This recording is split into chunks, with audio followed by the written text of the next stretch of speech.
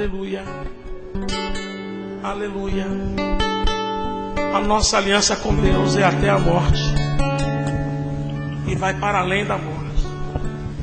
É por isso que Jesus, ele tem promessas que só se cumprirão depois da morte. E uma das coisas que ele diz para você é: eu estou convosco. Por isso, permaneça fiel até o fim. Amém? Você pode se assentar. Eu gostaria que você abrisse a palavra no Evangelho de Jesus Cristo, capítulo 18. Nós iremos ler dos versículos 15 ao 18. E depois vamos pular do 25 ao 27.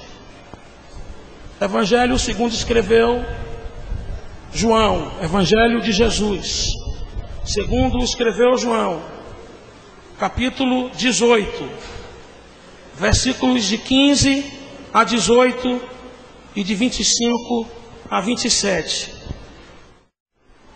Você achou o texto, amém? Evangelho segundo escreveu João, capítulo 18, versículos de 15 a 18.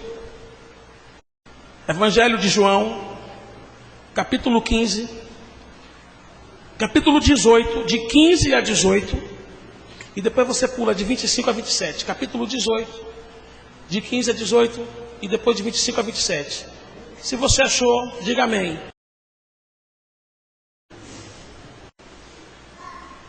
Simão Pedro e outro discípulo seguiam a Jesus.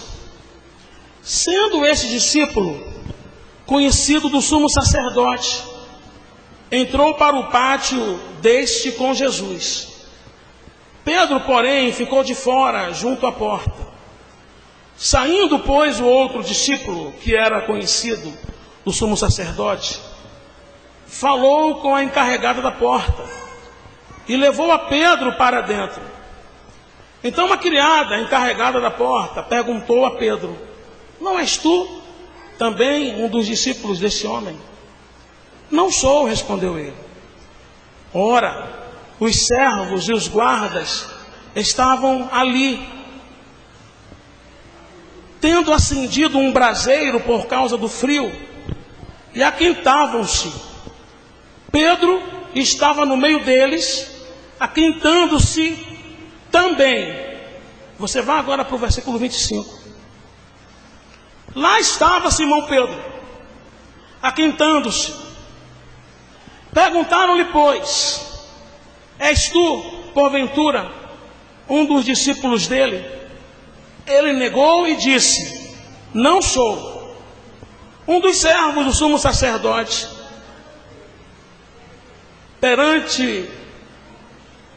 presente daquele a quem Pedro tinha, parente daquele a quem Pedro tinha decepado a orelha, perguntou: não te vi eu no jardim com ele? E de novo Pedro o negou, e no mesmo instante o galo cantou. E que Deus aplique a sua palavra ao nosso coração. Eu quero, nessa noite, meditar com você sobre as causas que levaram Pedro a fracassar, como ele fracassou nessa noite em que esse texto relata essa experiência. E eu tenho entendido que todos nós que aqui estamos, nós somos suscetíveis a errarmos, e não só somos suscetíveis a errarmos, nós somos suscetíveis também a fracassarmos.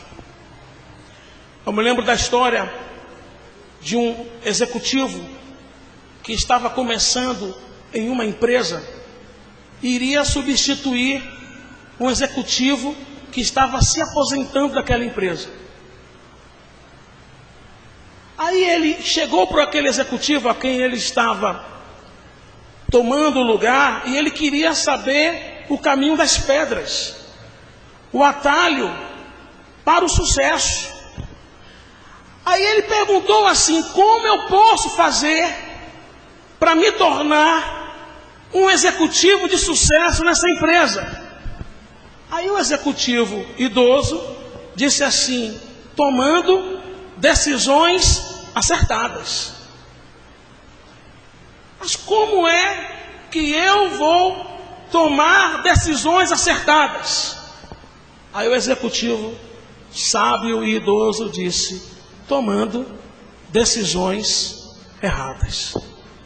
Então eu entendo que nós, a qualquer momento na nossa vida, iremos fracassar por decisões erradas, por posturas erradas, por escolhas erradas, por princípios errados. E eu acredito piamente que o fracasso, ele é um dos maiores professores que nós temos nesta vida. E que este professor, mais cedo ou mais tarde, irá nos matricular na sua escola. Por quê, pastor?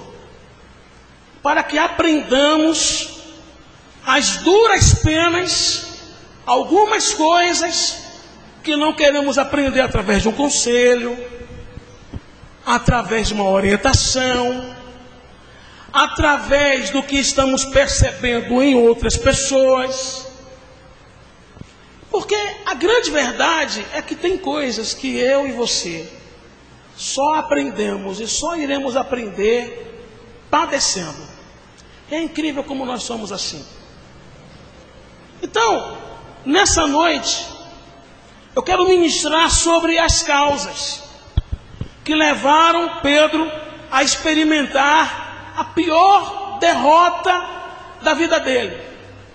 Porque se você pensa que o pior fracasso de Pedro foi ele não ter conseguido andar sobre as águas, você está redondamente enganado.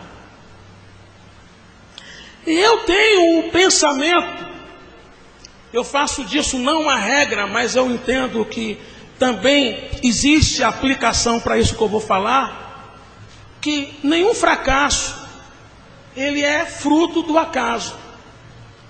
Nesse caso específico do apóstolo Pedro, o fracasso que ele obteve em negar a Jesus 3 vezes, e logo em seguida, a 3ª vez, ele ter ouvido o galo cantar, e não foi o CRB que cantou, foi o galo lá de Jerusalém, que canta, e Pedro se lembra da exortação de Cristo: Pedro, tu me negarás hoje 3 vezes, antes que o galo cante.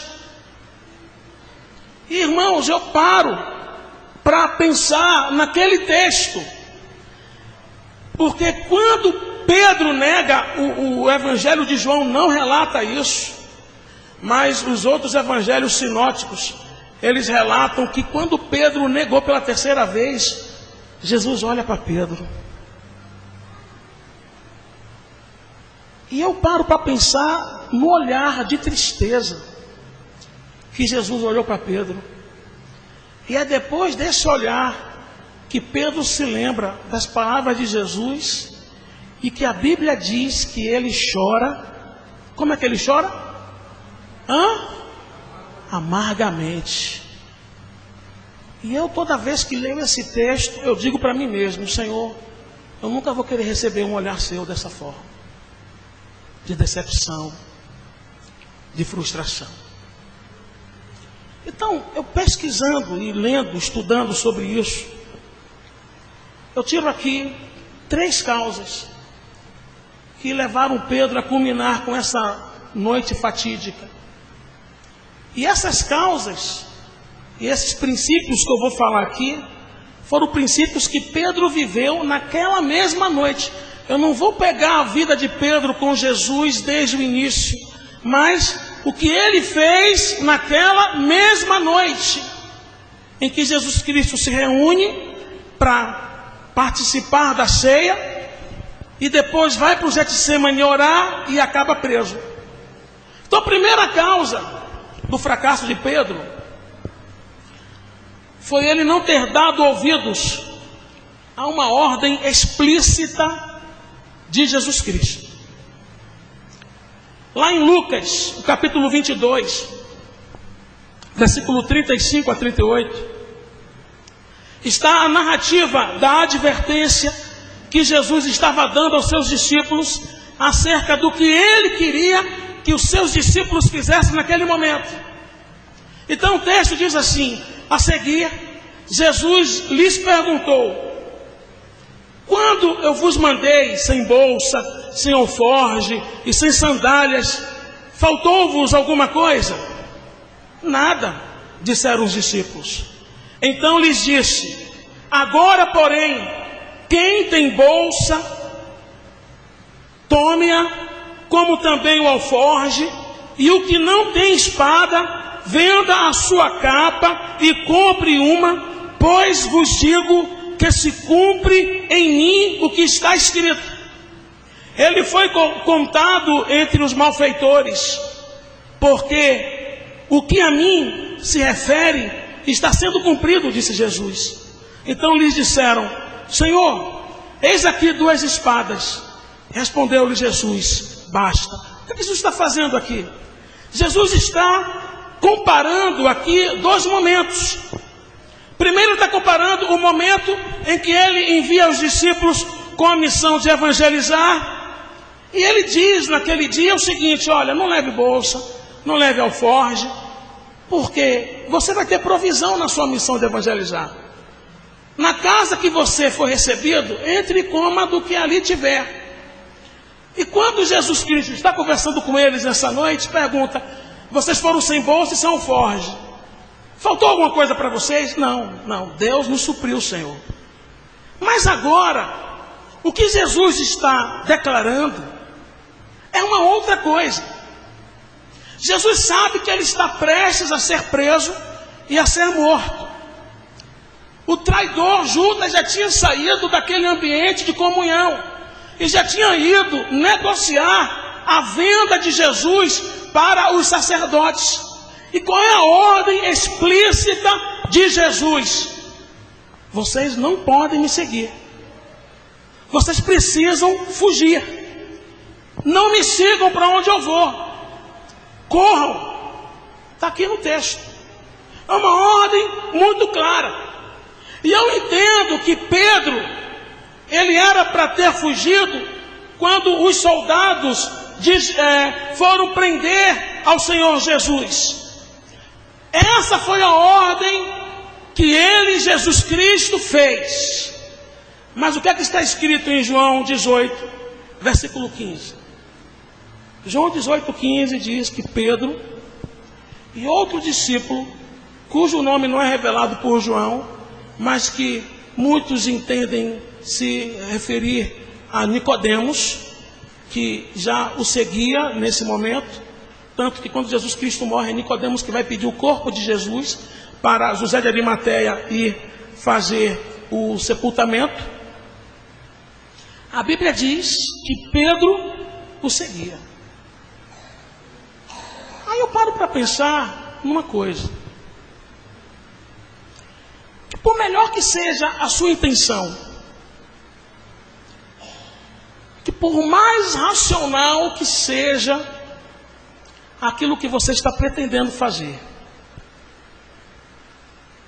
se você é uma pessoa que de fato procura saber qual é a direção que Deus está te dando para aquilo que você quer fazer, e você ouve uma direção que está opostamente inversa ao que você deseja fazer, por mais que a direção de Deus oposta ao que você deseja fazer seja humanamente falando louca, não há, irmãos, não há nada de admirável no comportamento de quem quer que seja de fazer justamente o contrário daquilo que Deus já disse que queria que você fizesse.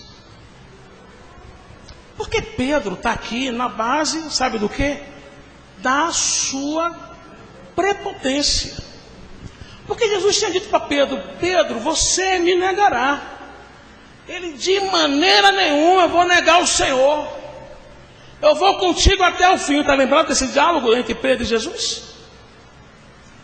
Quando tem coisas, irmãos, que a hombridade está em fazer o que Deus está mandando você fazer. Por que eu digo isso?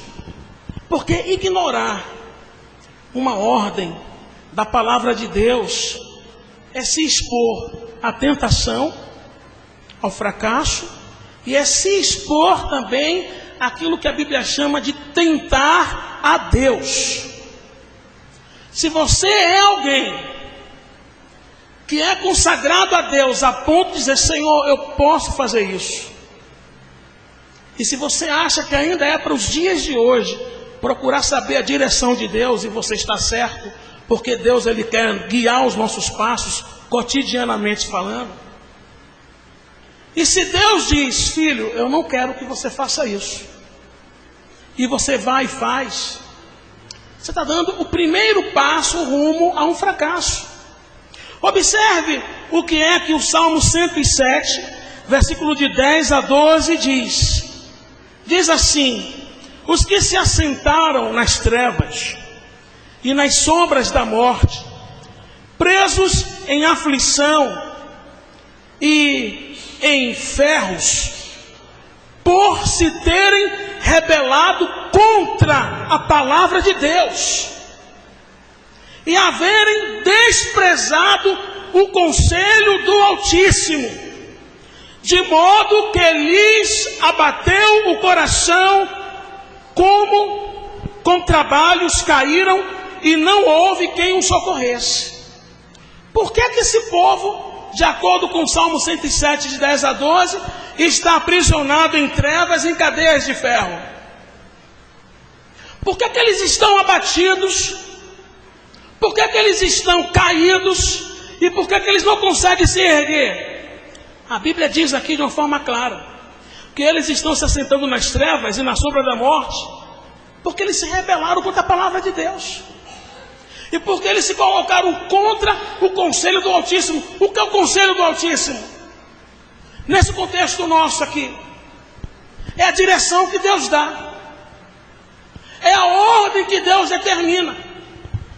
Então, se você acha que você sabe mais do que Deus, e que você acha que Deus vai estar enganado em te falar alguma coisa, o primeiro passo seu para o fracasso, e que foi o primeiro passo de Pedro naquela noite, é não dar ouvidos ao conselho de Deus, é não dar ouvidos à direção de Deus, é fazer totalmente o contrário daquilo que Deus mandou fazer.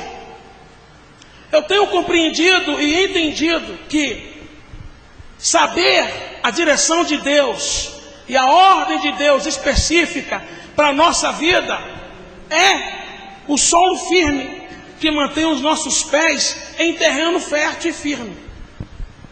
E eu associo isso à confissão de Pedro, do próprio Pedro aqui, que de repente, quando Jesus pergunta para os discípulos: quem dizem os homens que eu sou?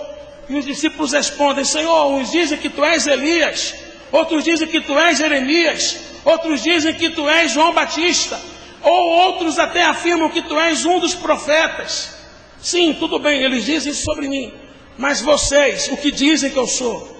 Vocês que andam comigo, que me conhecem, quem eu sou para vocês? A opinião deles está errada, porque eles não andam comigo.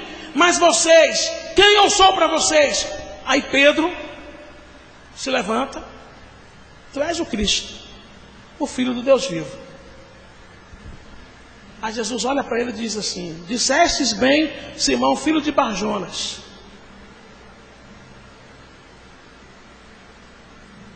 Porque não foi a carne nem o sangue que revelou a você, mas o meu Pai que estás nos céus.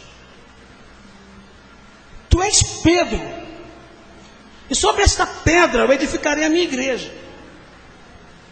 E sobre o que Jesus está falando nesse trocadilho de palavras? Está falando também sobre revelação de Deus que nos sustenta, que nos dá a direção e a firmeza do que fazer, mesmo quando as coisas não estão bem. E também sobre a questão da edificação pela qual a igreja dele seria, que era da confissão de quem ele era.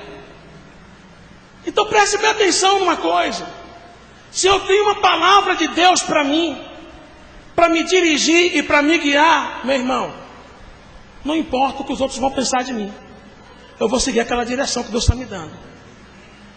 Eu um dia ignorei isso. Eu fui visitar uma pessoa que não era para ter visitado.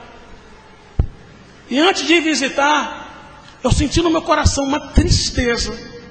E eu ignorei aquela tristeza e eu fui. Quando eu cheguei lá, essa pessoa estava para sair de casa. Ela tinha largado a mulher, os filhos, e estava com a mala pronta. Eu fui persuadi-lo a que ele não fizesse isso. E eu fui da minha casa para a casa dessa pessoa andando, e meu coração amargurado, triste. O resumo da ópera foi o seguinte: aquele camarada me pôs para fora da casa dele, na maior ignorância, e quase me agride. Depois daquele dia eu entendi. Eu disse: eu não vou nunca mais ignorar o sinal de Deus. Quando Deus disser para mim, para eu não fazer, não importa o que a igreja vai pensar de mim, eu não vou fazer. Se eu for visitar e eu sentir de Deus para não visitar, eu não vou. Ah, tive doente, o pastor não veio me visitar. Procure saber de Deus por quê. Eu não vou. Porque é isso, irmão. Quando você quer fazer o que você acha que é correto, mesmo sabendo que Deus está te direcionando a outra coisa, você vai se dar mal. E Pedro começou a se dar mal aqui. E aí você continua lendo a história de Pedro naquela noite, e você percebe que há uma segunda causa para ele ter fracassado. Qual foi, pastor? Foi não ter vigiado em oração. Preste bem atenção. Jesus diz isso para eles aqui, que nós acabamos de ler, sobre pegue a bolsa, se não tiver espada, venda a capa, compra a espada. Não é que Jesus queria que ele usasse uma espada, mas Jesus, obviamente, queria que eles entendessem que aquele momento ali era um momento de uma batalha, e que a estratégia era: fujam. Mas antes de acontecer a situação, Jesus disse assim: a minha alma está abatida, vamos orar. E o que é que Jesus Cristo faz? Ele chama a Pedro, ele chama a Tiago e ele chama a João. E quando na Bíblia existem essa ordem para falar dos discípulos, Pedro, Tiago e João, e você vai ver que toda vez que fala dos discípulos, eles separam em grupo de 4. E começa com Pedro, Tiago e João, porque era o grupo que liderava os demais discípulos.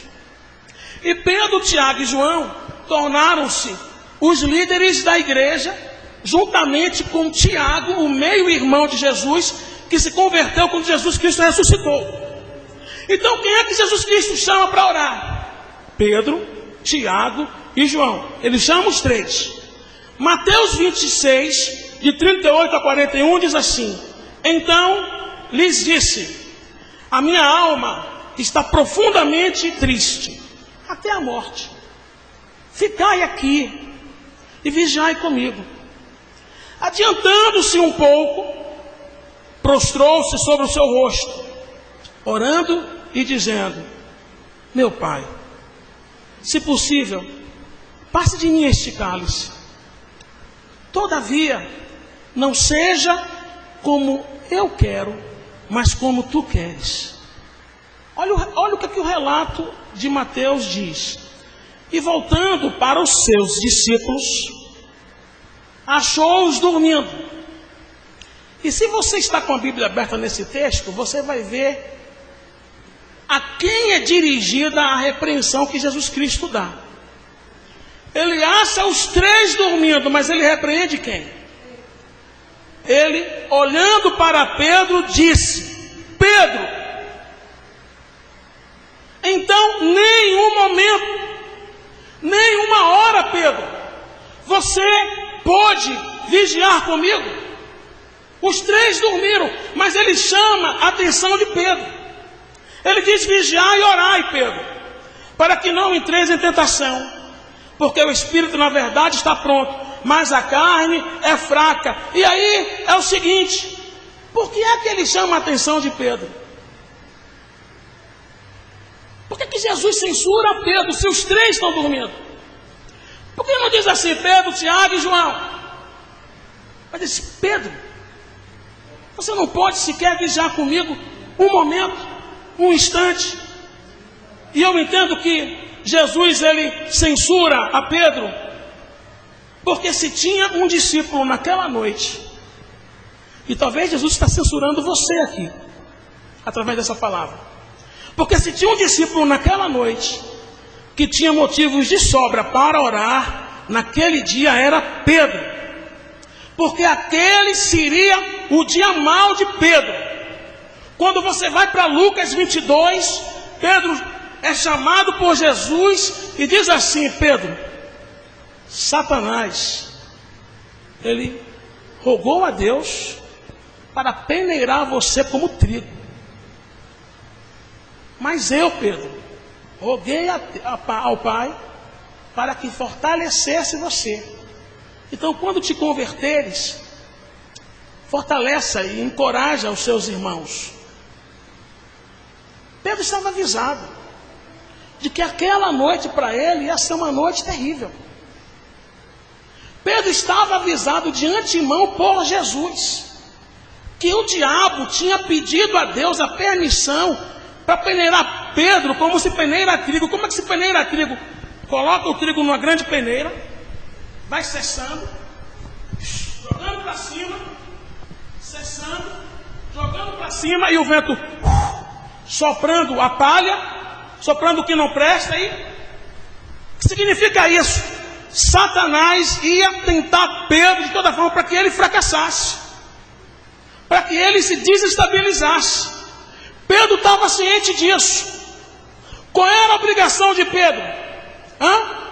Era fazer o quê? Orar. Interessante que a gente sabe qual era a obrigação de Pedro, mas a gente não sabe que essa também é a nossa obrigação. A Bíblia diz que o dia mau é o dia da angústia, é o dia da perseguição, é o dia da vergonha, é o dia do ataque do diabo. E esse dia pode não ser um dia, pode ser um período, pode ser um tempo, pode ser, um tempo até longo. Mas fala dia porque todo dia tem início, meio e fim. Nenhuma tribulação e provação é para sempre. Toda tribulação e provação tem um começo, mas também tem um fim. Mas a orientação clara do Senhor na palavra de como nós devemos nos portar nesse dia mau se encontra em Efésios 6,13. O Senhor Deus diz assim: portanto, tomai toda a armadura de Deus, para que possais resistir no dia mau, e depois de ter desvencido tudo, permanecer inabalável. Irmão, uma pessoa, um crente, uma igreja que está passando pelo dia mau e ignora a oração, ou faz pouco caso dela, ou não renuncia algumas horas de sono para orar, essa pessoa, esse crente, essa igreja está a um passo do abismo. E eu acredito piamente que Jesus, Ele está colocando essa palavra nessa noite aqui, não só para exortar, mas talvez para censurar a muitos que estão deixando de vigiar em oração e vão dormir como se nada estivesse acontecendo. E dorme o sono não do descanso em Deus, porque descansar em Deus é não se deixar bater em meio às crises. Mas descansar em Deus também é se refugiar nele em oração. E tem gente que está passando pelo pior momento na sua vida. Eu estou dizendo que tem gente, eu não estou dando um indireto, estou dizendo que tem gente no sentido específico, de que há pessoas que passam pelos piores momentos na sua vida, e o que é que fazem? Ignoram a oração. Primeira coisa que fazem, deixa de vir para a igreja. Deixa de vir para a igreja. Como que se ficar em casa fosse resolver alguma coisa. E ignora o que está escrito em Tiago 5. Versículo de 12 em diante. Quando nessa sessão de Tiago 5, a partir do versículo 12, o apóstolo Tiago, meio-irmão de Jesus, filho de Maria com José, diz assim: está alguém entre vós contente? O que é que faça? Cante louvores. Está entre vós alguém doente? O que é que ele manda fazer? Faça oração. Está alguém entre vós sofrendo? Qualquer tipo de sofrimento, não só doença, mas sofrendo no que diz respeito às tribulações, às dificuldades, às circunstâncias. O que é que ele diz? Está alguém que vai sofrendo? Fica em casa, liga a televisão, assista a Fazenda, assista os reality show da vida, procure, sabe, no pay-per-view aí da Sky, da NET, da JET, os melhores filmes. Não é assim que está na Bíblia? Ou então assista a novela das 8. Então assista ao jogo de futebol do seu time. Está alguém que vai sofrendo? Fique em casa, bote a perna para o ar e comece: oh meu Deus, por que Senhor? Por que Senhor? Não, irmão. Está alguém que vai sofrendo? Faça oração. Irmão, é a oração que vai permitir com que eu me encha de Deus. Porque tem momentos na nossa vida que só o ser cheio de Deus é quem pode nos curar, nos sarar e nos dar graça e nos dar força, não para nos livrar da tribulação, mas para nos fazer estarmos de pé em meio às tribulações. E o que acontece na prática? Acontece na prática que nós ignoramos isso. E Pedro ignorou. É por isso que Jesus chega para Pedro e diz assim: Pedro, você, Pedro, não pode vigiar comigo uma só hora, um só instante, Pedro. Logo você, Pedro, que eu disse horas atrás que o diabo pediu para peneirar você. Pedro, até você, Pedro. E talvez Jesus nessa noite esteja trocando o nome do sujeito e dizendo: fulano, até você. Eu tenho dito para você, você tem passado por lutas e você não consegue orar um minuto sequer comigo. Você não consegue vigiar comigo. Como é que você quer vencer, irmão? Como é que você quer ter força? Se você não ora, eu não estou dizendo orar para que Deus te livre, orar para que Deus te sustente. Porque a oração é o estar recostado nos ombros do Pai e sendo amamentado por Ele. Eu falei aqui na mensagem de intimidade com Deus, que a palavra que Jesus usa em Mateus 6, quando diz: entra no teu quarto e orarás ao teu Pai. Essa palavra Pai que ele usa é Pá, que no hebraico, que no aramaico chama-se Abba, e que traduzindo é Pá. E quem é que diz essa palavra? É a criança judia, que ainda está sendo desmamada pela mãe, e que desmamada pela mãe, no seio da mãe, pode fazer assim no colo da mãe e descansar. Mas essa criança que não conhece o papai, não conhece a palavra mamãe, mas sabe de fato que ali é a Ima, a mãe dela é Ima e o pai dela é Pá, essa criança sabe que quando está recostada ao peito da mãe, ela pode sossegar. Sabe por quê?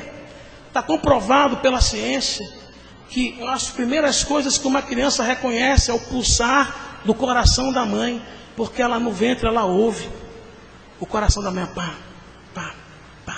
E quando a mãe, ela está chorando, a mãe coloca ela aqui, faz assim, acabou. Por quê? Foi porque a mãe fez isso? Não, porque ela está aqui se sentindo segura. E tem momentos na nossa vida que nós temos que ir para os seios do nosso Pai, que tem coração de imã. Você está compreendendo o que eu estou dizendo? E Pedro justamente ignora. E Pedro se encontra, nesse caso aqui, e talvez muito de nós, naquela admoestação feita pelo apóstolo Paulo, quando ele diz aos Efésios, capítulo 5, versículo 14, o seguinte: pelo que diz, desperta tu que dormes, levanta-te dentre os mortos, e Cristo te esclarecerá. E o que é que Jesus está dizendo para você nessa noite? Desperte, meu irmão. Desperte.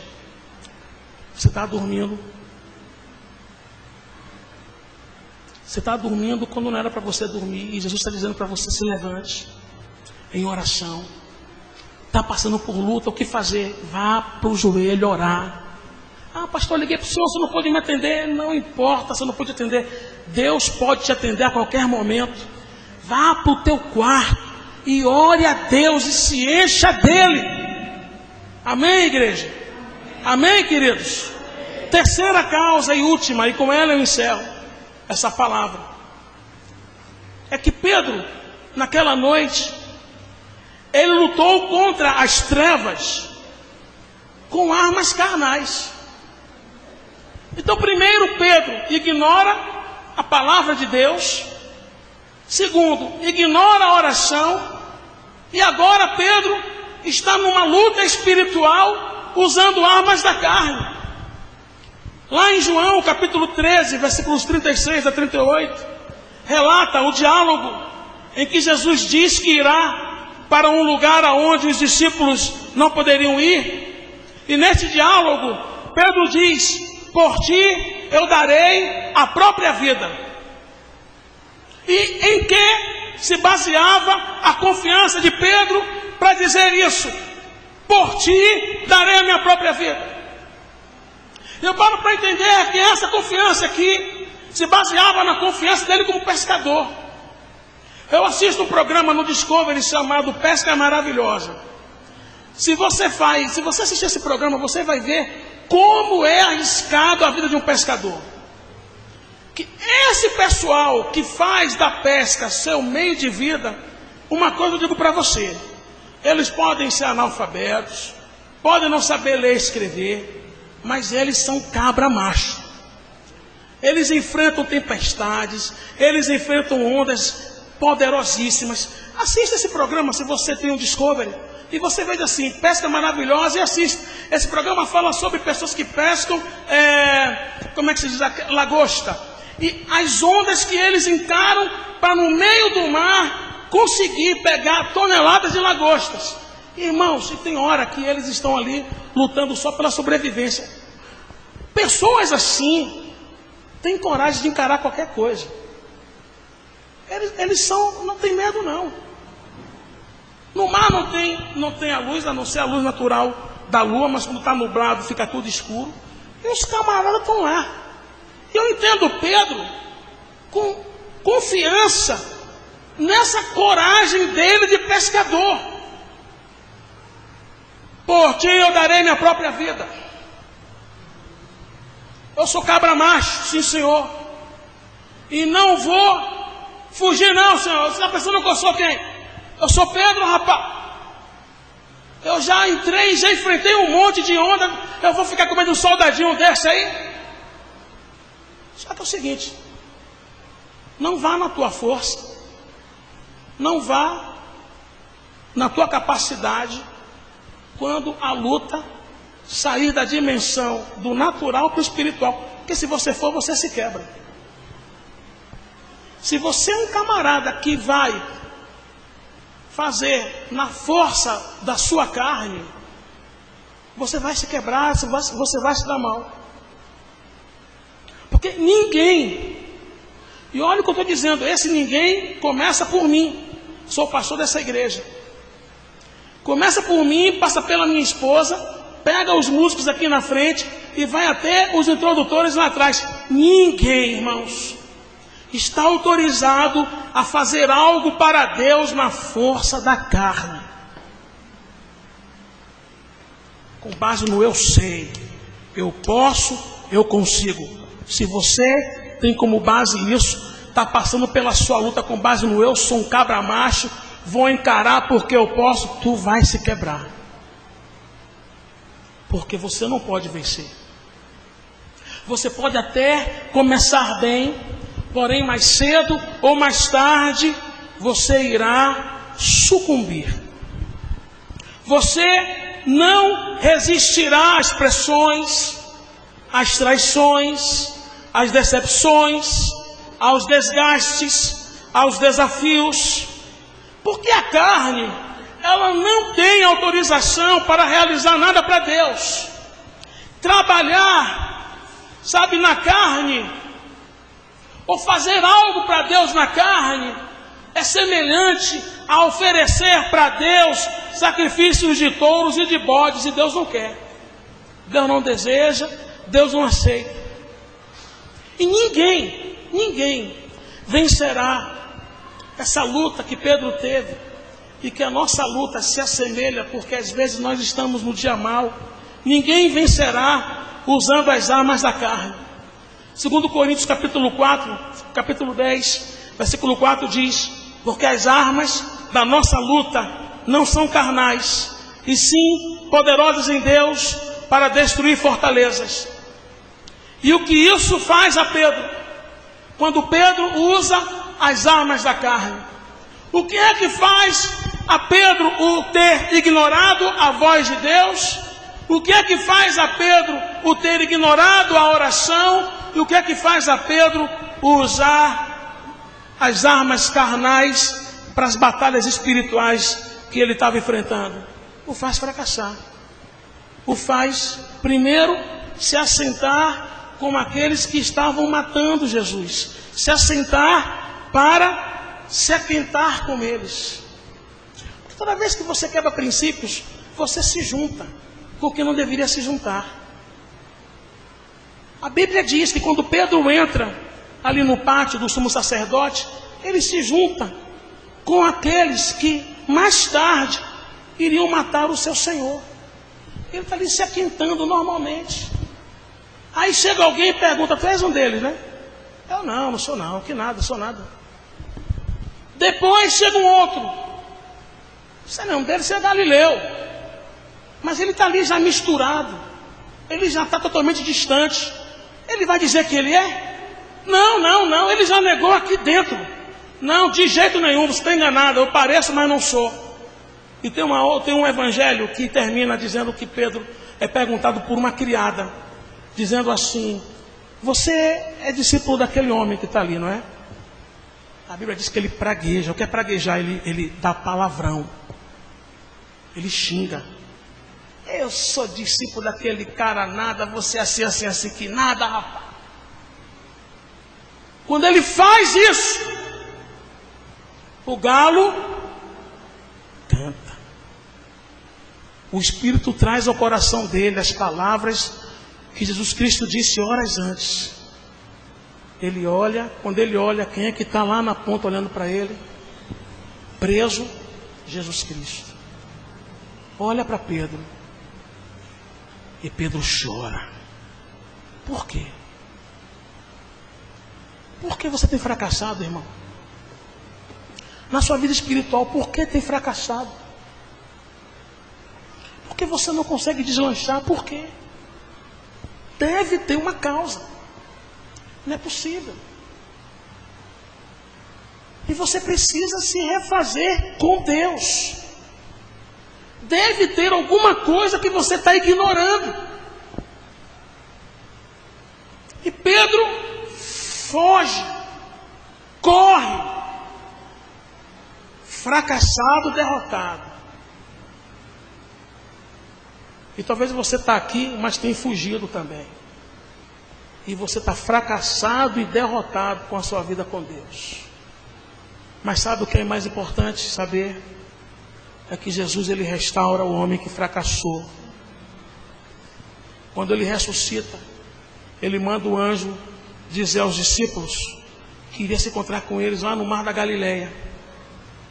E Pedro, Jesus, aí o anjo diz assim: diga aos discípulos e a Pedro.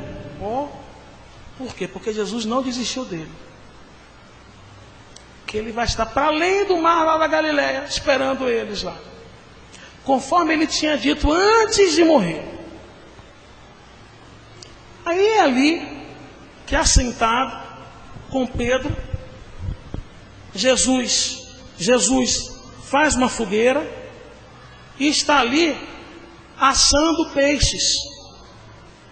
E Jesus se assenta com os discípulos. E quando eles estão comendo, Jesus pergunta para Pedro: Pedro, você me ama, Pedro? Te amo, Senhor. O que é que ele faz? Apacente as minhas ovelhas. Perguntou a Jesus segunda vez: Pedro, tu me amas? Senhor, tu sabes que eu te amo. Então apacente as minhas ovelhas, Pedro. Terceira vez pergunta a Jesus: Pedro, você me ama mais do que a esses? Mais do que a sua profissão? Porque Pedro já tinha voltado a ser pescador. Ele estava voltando a praticar a profissão dele de antes. Você me ama mais do que a sua profissão, mais do que seus amigos, mais do que a sua vida, Pedro?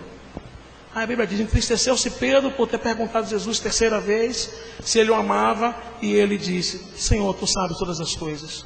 Então apacente as minhas ovelhas, Pedro. E aí você vai ver Pedro, depois do fracasso, em Atos 2, sendo cheio de Deus. Eu só vou relatar o que está em Atos, os capítulos que falam sobre Pedro. Atos 2, ele restaurado e cheio do Espírito Santo, pregando para milhares de pessoas que aceitam Jesus. Em Atos 4, Pedro, cheio do Espírito Santo, está perante o Sinédrio e decide obedecer a Deus, a dar ouvido às ameaças dos fariseus. Em Atos 5, ele está preso, apanha por amor a Jesus e se regozija por não se achar digno de sofrer por causa de Jesus. Em Atos capítulo 12, Pedro está por ordem de Herodes, que queria matá-lo para agradar aos judeus, e mesmo sob ameaça de morte, Pedro encontra-se dormindo entre os soldados, porque a sua confiança agora estava no Senhor e não em si mesmo. Se você busca a Deus, ouve a Deus, se você ora a Deus, se você usa as armas de Deus no momento da dificuldade, você vai estar assim, que nem Pedro, uma bênção nas mãos de Deus e fortalecido na força e no poder do Senhor.